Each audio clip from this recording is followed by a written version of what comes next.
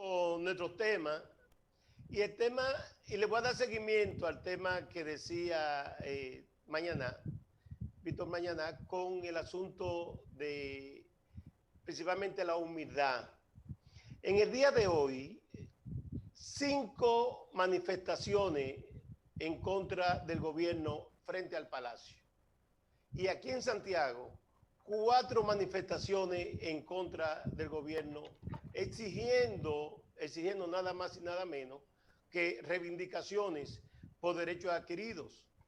¿Qué están pidiendo en Santo Domingo? En Santo Domingo estaban exigiendo tierra, unos solares, que por muchos años ellos estaban ocupando. Están exigiendo lo que es el asunto del campamento de las 3 causales que tienen las mujeres ahí frente a frente al Palacio Nacional. Pero ahí mismo también estaban varios empleados que estaban exigiendo sus prestaciones laborales. Aquí en Santiago, 3 exigiendo prestaciones laborales en la dependencia de Industria y Comercio, el INAVIE y también el Instituto de Tabaco. Señores, eso independientemente que los PRMistas están diciendo que son enviados, que son mandados por el PLD a hacer esa clase de desorden, pero realmente es el hambre que están pasando esa gente que desde octubre, septiembre no ven a Linda con un centavo. Entonces yo creo y entiendo que toda la dependencia del Estado tiene que tener su aprovisionamiento para poder dar, cuando desvincula a un empleado, sus prestaciones laborales. Es necesario que para que las cosas no se le vayan de la mano, es necesario que el gobierno disponga que las prestaciones laborales a los desvinculados se le entreguen. ¿Por qué? Porque va a pasar de blanco a negro y es lo que ellos dicen. Si la situación es quitarse la ropa, hay muchos que están pensando en esa situación y es lamentable que se llegue a ese extremo. Es decir, que la humildad, perdiéndose gana muchas veces. Bueno, ya tenemos al invitado. El invitado todavía no ha entrado, Virginia. Bueno, pero está en eso, ¿verdad? Sí, así es. Óiganme, para el PLD es muy importante las aspiraciones. Ya terminó el Congreso, el 9º Congreso, Vidó Medina, que hay que decirlo, con muchísimos éxitos. Y ahora entonces está la emoción de las aspiraciones. Veo aquí en las redes Francisco Mato está aspirando a la Secretaría de Medio Ambiente. Es muy bueno Francisco en eso, porque él es agrónomo y puede jugar un interesante papel. Y me decía Domingo que también Angiolino, el alcalde de Tamboril, aspira. ¿A qué aspira, Domingo? Angiolino está aspirando a la Secretaría de Asuntos Municipales.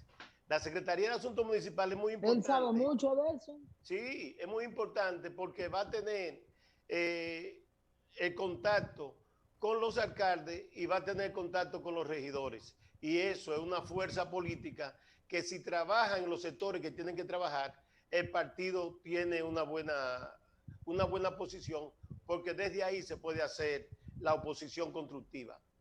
Bueno, mientras José Ricardo se conecta, mañana ya está por conectado. ahí para... pues, sí. Era para ya que nos hablara del toque de queda, pero será después de la entrevista. ¿Y qué vamos a hacer? Sí. Entramos ahí con José Ricardo, una pausa y volvemos. No, un anuncio, quizás un bumper, y regresamos, eso en cuestión de 30 segundos. Ah, perfecto. Vamos a hacerlo así. Bueno, mientras llegue el bumper, yo sigo hablando porque hablaremos de mi agua ya lo tenemos Cascada, calidad embotellada. Para sus pedidos, llame a los teléfonos 809-575-2762, 809-576-2713. Agua Cascada, calidad embotellada. Adelante, Tacón. Bueno, como decíamos en la introducción del programa, nos acompaña el abogado José Ricardo Taveras Blanco. José Ricardo Taveras es un hombre que ha tenido mucha experiencia en el servicio público y como servidor público, pues nos ha acompañado en distintos programas. Hoy, nuevamente, su participación versa sobre su ejercicio privado del derecho y precisamente como uno de los representantes de uno de los encartados del caso Odebrecht. José Ricardo, buenas noches. Fuiste director de migración, fuiste diputado ante el Congreso de la República y nosotros privilegiados con tu presencia en este programa. Buenas noches, José Ricardo. Sí, muy buenas noches, Tacón, Bélgica y todo el equipo. Muy agradecido de la gentileza de darme la oportunidad de compartir con ustedes nuevamente sobre un tema que obviamente reviste, aunque es profesional, reviste mucho interés para todo el país. José Ricardo, ¿qué tan difícil ha sido este caso? Porque lleva mucho tiempo y no se decide nada y se enreda más, lo posponen. El caso Odebrecht, ya en otros países o ha terminado o se ha descartado o se ha dicho que eso no es así. Tú eres el abogado de Tommy Galán. ¿Cuál es la suerte que correría Tommy Galán o corre en estos momentos como encartado? Mira, en primer lugar, el tema de que el, el proceso ha durado mucho tiene que ver por la forma en que el Ministerio Público articuló la acusación. En otros países se han hecho procesos con apenas uno o dos imputados y se han segmentado. Por ejemplo, Perú, que yo diría que es el Estado que ha actuado de manera más beligerante contra el tema de la corrupción de la compañía Odebrecht, ha llevado casos, pero los ha individualizado. Por ejemplo, el caso de Alan García no es el mismo que se ha seguido contra otros procesados. Han sido procesos separados. Aquí hay un solo proceso donde en principio habían 14 imputados, de los cuales salieron varios y en este momento quedan 6. Primero sacaron 6, después el juez de instrucción sacó 2 más. Entonces el proceso ha ido lento, es porque hay demasiados involucrados, a pesar de que no hay conexidad, no hay nada que justifique que todos estos procesos sean concomitantes, porque el caso de un imputado no tiene colindancia de ningún tipo con los casos de los demás. Entonces, eso también son 6 defensas. Si bien es cierto que hay testigos comunes y pruebas comunes, también es cierto que hay una gran abrumadora cantidad de testigos individuales para cada uno de los imputados. Lo mismo pasa que cada imputado también tiene sus propios testigos, aunque hayan algunos que sean comunes. Entonces el proceso penal ha ido en cierta medida, yo diría que retrasado. Bueno, porque el Ministerio Público en primer lugar se le dio un año, se le declaró complejo el proceso, cuando vencido el año pidió una prórroga. En el proceso de investigación, antes de la presentación de la acusación, que es lo que todo el país ve como punto de partida, primero hubo un año y medio que el Ministerio Público estuvo haciendo una investigación que no enriqueció bajo ningún concepto, ahí no hay nada nuevo a lo que se presentó en medida de coerción, pero ellos lo pidieron. Entonces, ese primer año y medio lo perdió el Ministerio Público para presentar lo mismo que presentó en la acusación. Después de eso, obviamente, el proceso ha seguido el curso natural de un proceso con muchos involucrados en la Suprema Corte de Justicia en una primera fase. Recuerda que hubo apelación de las medidas de coerción, que al mismo tiempo también se hicieron apelaciones, o sea, hay varios procesos en los cuales ha habido inconvenientes. Entonces, finalmente la Suprema declina el caso a primera instancia. Y lo está conociendo el primer colegiado, donde ha ido yo diría que en un proceso normal. Ahora, el proceso es grande y conlleva tiempo. Y eso conlleva también, es un proceso complejo que conlleva al mismo tiempo llevar el caso a pie juntilla. Cada defensa va a jugar su rol. Y obviamente es normal que un expediente tan defectuoso como ese, pues se produzcan incidentes, etcétera. Entonces, el tiempo ha sido, yo diría que el normal que puede llevar sabiendo que estamos ya en la fase del juicio, que ya agotamos la fase de medida de coerción, luego la fase investigativa, y ahora estamos en la etapa del juicio, que es una tercera etapa. Este proceso ha ido fluyendo de una manera natural. Ya, por ejemplo, este jueves se terminan los testigos del Ministerio Público, y la semana que viene, pues obviamente ya estaremos conociendo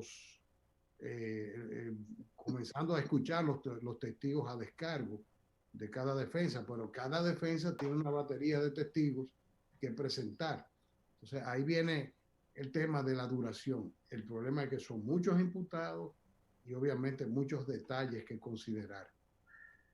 Cuanto a la cuestión de Tommy que tú me planteas, yo diría que en ningún momento Tommy Alberto Galán Grullón debió formar parte de ese expediente, porque eso es lo que se llama un imputado al lado de los cabellos, porque no hay en la declaración que lo peor que tienen es la declaración del señor Vasconcelos, en la que ese señor dice que Tommy era el presidente de la Comisión de Finanzas y que los casos los manejaba la Comisión de Finanzas en el Senado, pero que él no podía decir que ese señor recibía dinero.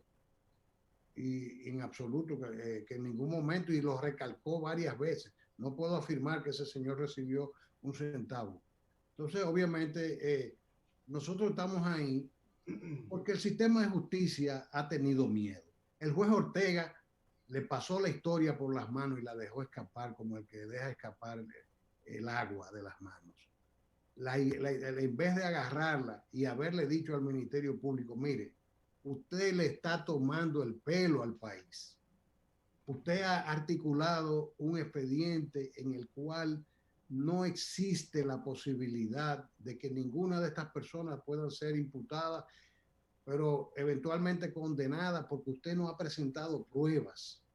Porque la única cosa que habla ahí de la posibilidad de que se manejara dinero en algo es esa declaración, y a nadie, lo dijo así de Tommy, pero tampoco conozco de la lectura de ese documento que en ninguno de los acusados él le haya dicho ese cogió tanto, o como ocurrió en Perú, porque eso es lo que pasa. La gente se pregunta qué es lo que pasa con el caso de Brecht y por qué en Perú lo hicieron.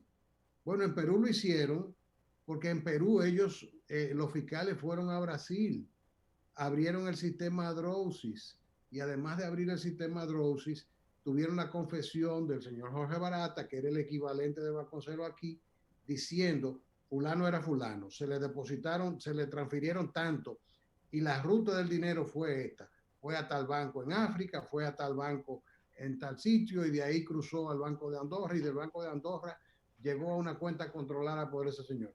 Obviamente, cuando tú tienes el hijo de un ministro y el ministro con transferencia ejecutada y con el levantamiento de cómo el dinero le llegó a las manos al ministro y al hijo del ministro, pues tú tienes un caso. Pero en la República Dominicana eso no existe.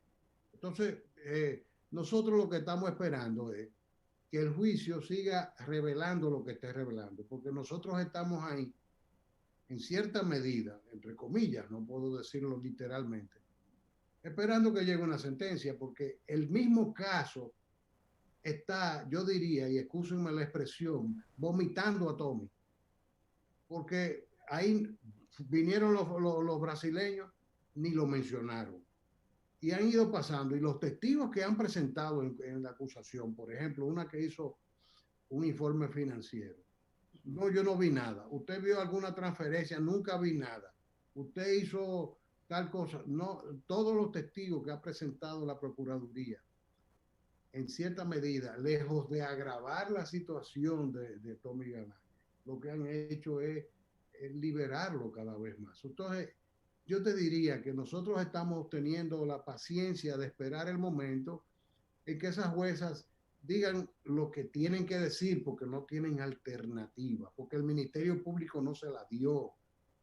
Y esperando también que eventualmente el Ministerio Público, que yo digo que es un liderado por la persona con más autoridad moral de este país, que es Miriam Germán. Ella se apartó del tema. Eso lo está manejando una estructura ahí que ha decidido darle seguimiento a este caso y no tienen explicación para darle seguimiento al caso.